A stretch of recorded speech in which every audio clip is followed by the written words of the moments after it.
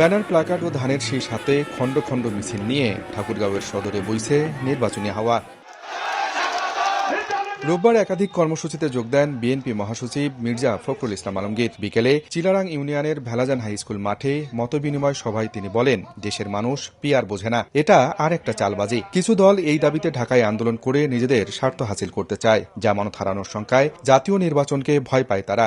বাংলাদেশের মানুষ পিয়ার বোঝে না বন্ধুরা, এটা হচ্ছে আরেকটা চালবাজি, মতলববাজি। এই দাবি তুলে ঢাকাতে একটা আন্দোলন তৈরি করে ওই যে মব স্ট্রেং দেখায় বাধ্য করা সরকারকে যে এটা আমার দিবা হবে। যে সমস্যা হচ্ছে ওরা যদি ভোট করতে যায় দেখা যাবে যে ভোটের মধ্যে নাই কোন কেন্দ্রে বেশিরভাগ আসলে জামানত বাজেয়াপ্ত হয়ে যাবে। এর আগে বেলা 12টায় দৌলতপুর বালিকা উচ্চ বিদ্যালয় মাঠে মতবিনিময় সভায় বিএনপি মহাসচিব বলেন, আজ দেশের যত সংকট সব তৈরি করা নাটক। সাধারণ জনগণ সনদ গণভোট বোঝে না।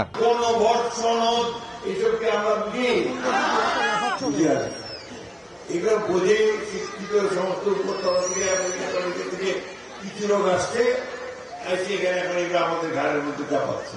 আজকে যত সংকট দেখতেছেন এগুলো তৈরি করা, এগুলো নাটক। মূল ঘটনা হচ্ছে দেখলেন এই সমস্ত মানুষ এরা অত কিছু বোঝে না, ওরা শুধু ভোটটা দিতে চায়।